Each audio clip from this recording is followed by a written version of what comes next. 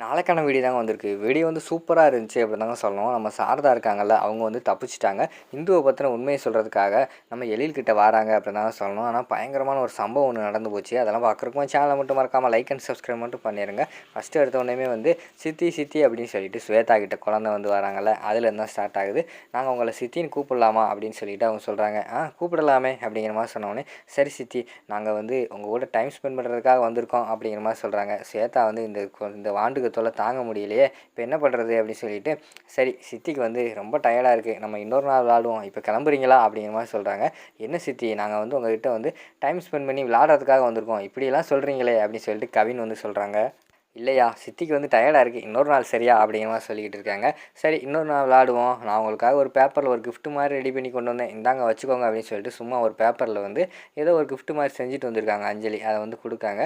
சரி கொடுங்க அப்படின்னு சொல்லிட்டு வாங்கி வச்சுக்கிறாங்க. குழந்தைய வந்து கீழே இறங்கி போகிறதுக்குள்ளே அந்த கிஃப்ட்டை வந்து கசக்கி தூக்கி வெளியில் எறிஞ்சிடுறாங்க. பார்த்தா அது வந்து அஞ்சலியோட காலுக்குள்ளேயே வந்து விழுந்துருது. என்ன நம்ம இப்போ தான் சித்திக்கிட்ட அந்த கிஃப்ட்டை கொடுத்துட்டு வந்தோம், அதுக்குள்ளே கசக்கி தூக்கி எறிஞ்சிட்டாங்களே, ஒரு வேளை வந்து அவங்களுக்கு நம்மளை பிடிக்கலையோ அப்படின்னு சொல்லிட்டு அவங்க ஒரு பக்கம் வந்து அந்த இடத்துல யோசிச்சுக்கிட்டு இருக்கிற மாதிரி தான் காட்டிக்கிட்டு இருக்காங்க. அப்போது வந்து சுடர் வந்து வராங்க.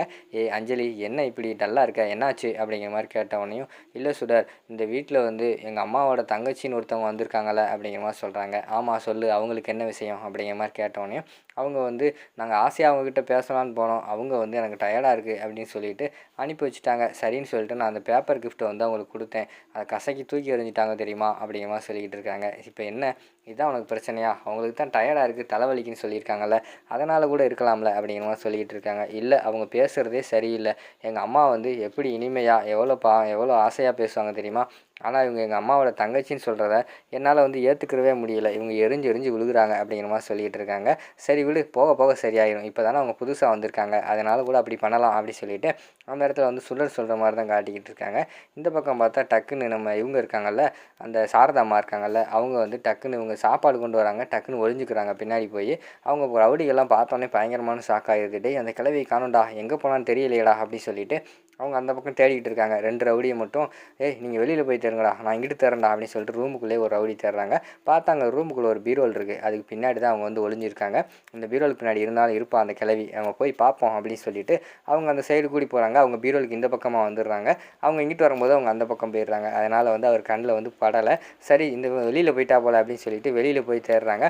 அந்த ரவுடிங்க வெளியில் தான் போயிருக்காங்க. அதுக்குள்ளே பார்த்தா சாரதாம்மா வந்து அவசரத்தில் வேகமாக விறுவிறுன்னு அந்த இடத்துல இருந்து அந்த ரூமில் இருந்து வெளியில் போகிற மாதிரி தான் காட்டுறாங்க.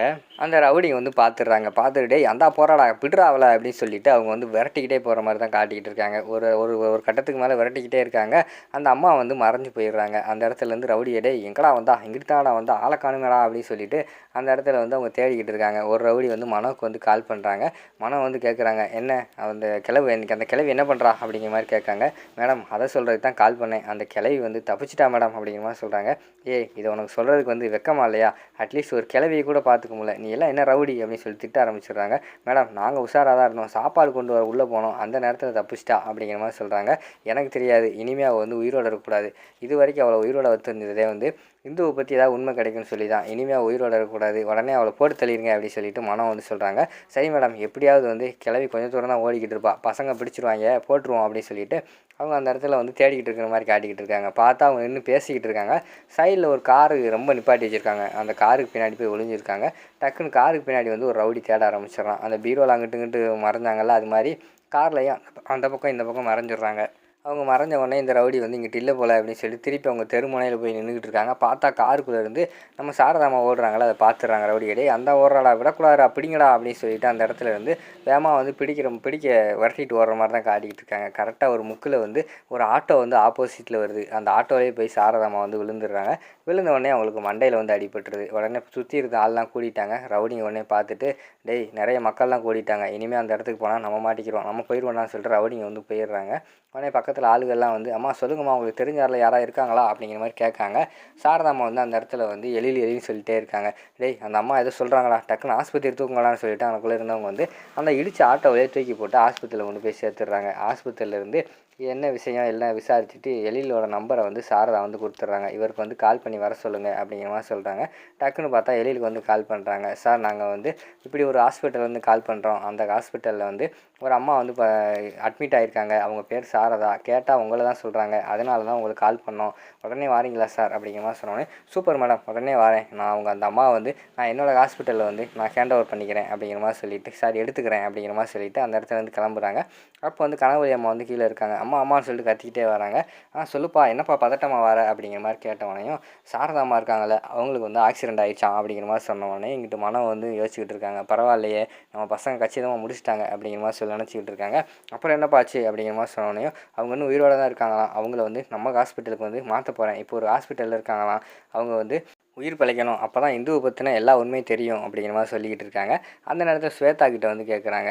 ஏய் உனக்கு தெரியுமா ஸ்வேதா, உனக்கு தெரியுமா அந்த அம்மா யாருன்னு அப்படிங்கிற மாதிரி கேட்டோடனே, தெரியாது மாமா அப்படிங்கிற மாதிரி சொல்கிறாங்க. பார்த்தா அது வந்து இவங்களுக்கு தான் தெரியாதுல்ல, இவங்க வந்து டம்மியில். உடனே அவங்க சொல்கிறாங்க, அவங்க தான் வந்து உங்கள் அக்காவை எடுத்து வளர்த்தாங்க அப்படி இப்படின்னு சொல்கிற மாதிரி காட்டிக்கிட்டு இருக்காங்க. ஓ அப்படியா மாமா அப்படின்னு சொல்லிட்டு அவங்க கேட்குறாங்க. அங்கிட்டு பார்த்தா நம்ம ஸ்வேதாவோட வரலாறு படுமொக்கையாக இருக்குது. இதுக்கு முன்னாடி ஒரு வீட்டை வந்து அக்கௌண்ட்டுன்னு சொல்லி ஏமாற்றி அங்கே இருக்கிறவங்கலாம் கொலை பண்ணிவிட்டு காசு சுருட்டிட்டு வந்திருக்காங்க. பெரிய ரவுடியாக இருப்பாங்க போல். அவங்களுக்கு அப்படி ஒரு இது மாதிரி காட்டிக்கிட்டு இருக்காங்க. அதோட பார்த்துக்கிட்டிங்கன்னா அந்த எபிசோடு வந்து முடிச்சிடுறாங்க.